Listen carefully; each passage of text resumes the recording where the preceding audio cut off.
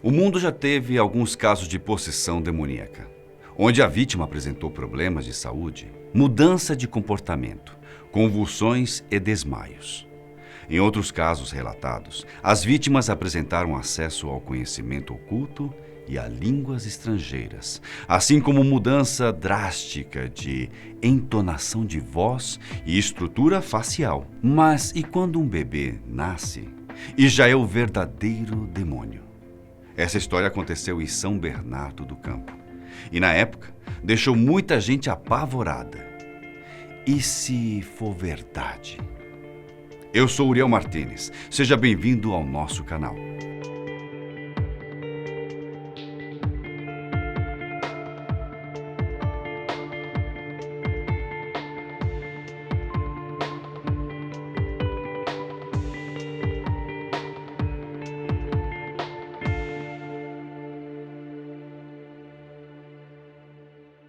Talvez muitos de vocês nem fossem nascidos, mas seus avós devem se lembrar bem do caso do bebê diabo, principalmente quem mora na região de São Bernardo do Campo, no estado de São Paulo.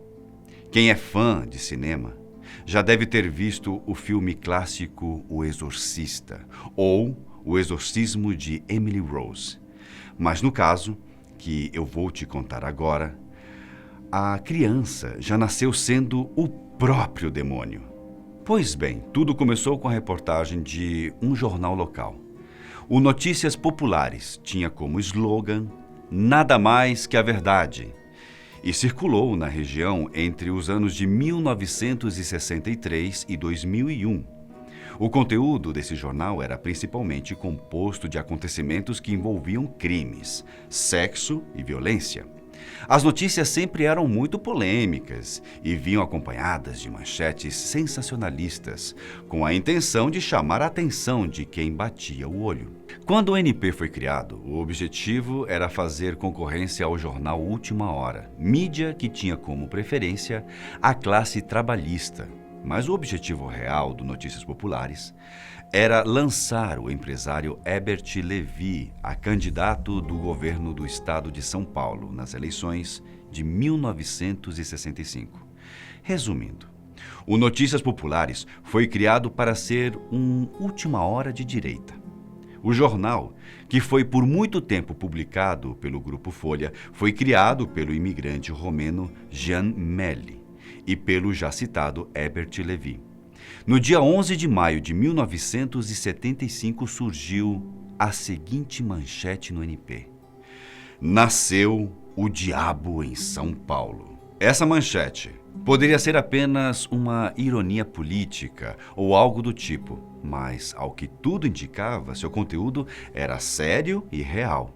A matéria relatava algumas características peculiares de uma criança que tinha nascido no dia 10 de maio em um parto incrivelmente fantástico e cheio de mistérios.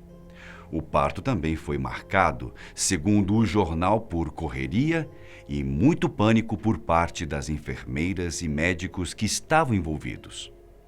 A publicação dizia que o bebê tinha aparência sobrenatural, com todas as características do diabo em carne e osso.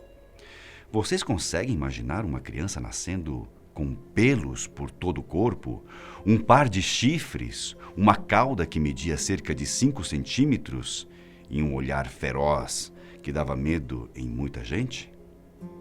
Assim, a criança foi descrita pelo jornal e, depois da publicação, se deu início a uma verdadeira história de terror na região metropolitana de São Paulo. Para ser mais exato, vou citar exatamente como o caso foi descrito no jornal. Durante um parto incrivelmente fantástico e cheio de mistérios, correria e pânico por parte de enfermeiros e médicos, uma senhora deu à luz no hospital de São Bernardo do Campo a uma estranha criatura com aparência sobrenatural, que tem todas as características do diabo em carne e osso. O bebezinho já nasceu falando e ameaçou sua mãe de morte. Tem o corpo cheio de pelos, 2 chifres pontiagudos na cabeça e um rabo de aproximadamente 5 centímetros. além de um olhar feroz, que causa medo e arrepios. O jornal foi vendido de uma forma tão rápida que logo se esgotou em todas as bancas. O jornal então resolveu trazer algumas hipóteses que explicariam por que o bebê tinha nascido com aquela aparência. Uma delas afirmava que a mãe do bebê havia sido convidada a participar de uma procissão da Semana Santa, mas como ela estava grávida, teve de negar o convite. O problema é que ela usou a gravidez como desculpa, afirmando o seguinte: não vou enquanto esse diabo não nascer. Na época, os religiosos ficaram enlouquecidos e o caso chamou a atenção até de padres de outras regiões. Outra hipótese que o jornal divulgou foi a de que um suposto médico que acompanhava a gravidez disse que a mãe teria criado descargas magnéticas negativas ao se irritar por não poder dançar na procissão. Na época, surgiram até pessoas que acreditavam que o bebê diabo fosse filho de um fazendeiro em Marília, estado de São Paulo, que não tirava seu chapéu para nada, com a intenção de esconder seus chifres. As hipóteses foram apresentadas pelo jornal. Bastava a cada indivíduo interpretar as suas notícias para saber se tudo aquilo era realmente verdade. Pois bem, o jornal não demorou muito para fazer mais uma reportagem sobre o ocorrido. Na verdade, no dia 12 de maio, um dia após a primeira reportagem, o jornal NP fez outra matéria. Desta vez, afirmando que o bebê diabo tinha ameaçado os funcionários do hospital de morte, caso eles não fechassem as janelas do cômodo, pois a luz do dia o deixava muito incomodado. Além disso, os detalhes da reportagem eram assustadores. O bebê diabo teria rasgado travesseiros com seus chifres e fugido do hospital pulando de uma janela do 3º andar. Enquanto fazia isso, o bebê gritava que não era desse mundo e que aquela mulher não era sua mãe. Mas e aí? Você não ficaria completamente apavorado se o jornal da sua cidade dissesse que tem um bebê diabo solto por aí? Pois foi assim que a população de São Bernardo do Campo e região ficou. O medo tomou conta das pessoas. As crianças não eram vistas brincando nas ruas como antes. As portas das casas ficavam trancadas e os trabalhadores voltavam para casa bem mais cedo, pois tinham medo de se tornarem vítimas do bebê-diabo. Como a criatura sobrenatural estava solta, tudo o que aconteceu na cidade passou a ser culpa do bebê-diabo. Quando um casal tinha uma briga feia, a culpa era do bebê. Quando acontecia um acidente de carro, a culpa também era do bebê-diabo. As pessoas estavam assustadas e enxergavam o bebê em todos os acontecimentos negativos. Depois de todo esse clima criado na cidade, o jornal NP continuou publicando notícias sobre o bebê-diabo. Uma dessas publicações afirmou que a criatura tinha sido vista andando pelos telhados das casas da cidade. Os moradores da cidade, então, começaram a dar relatos de que tinham visto o bebê-diabo, como foi o caso de uma mulher chamada Prudência Antônia Pereira. Ela jurou que tinha visto o bebê, afirmando que ele rosnava como se fosse um cachorro e que limpava suas unhas com o próprio rabo. Quer saber de outros acontecimentos? Além dos relatos do bebê andando pelos telhados da cidade, o NP noticiou que a criatura enlouqueceu uma mulher, acabou com um ritual umbandista e assustou um taxista, pedindo que ele o levasse diretamente para o inferno.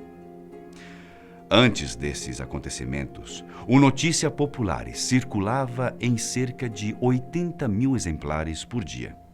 Depois do caso do bebê-diabo, o jornal passou a circular em cerca de 200 mil jornais todos os dias.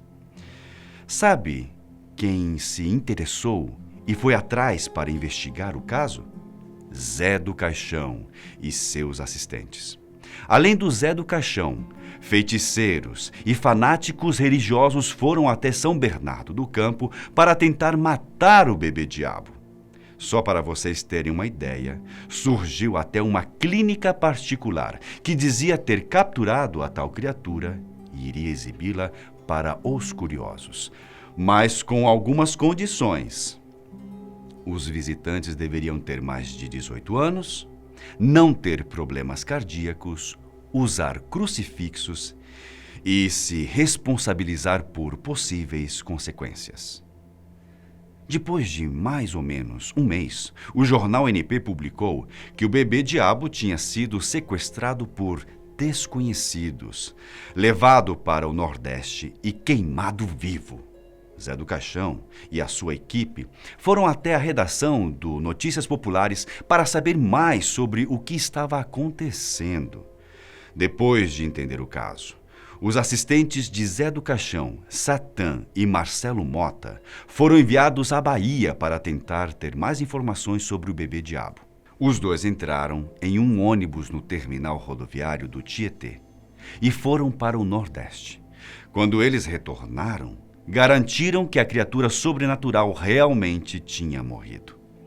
Depois disso, com o passar dos dias, a história do temido bebê-diabo foi esfriando cada vez mais.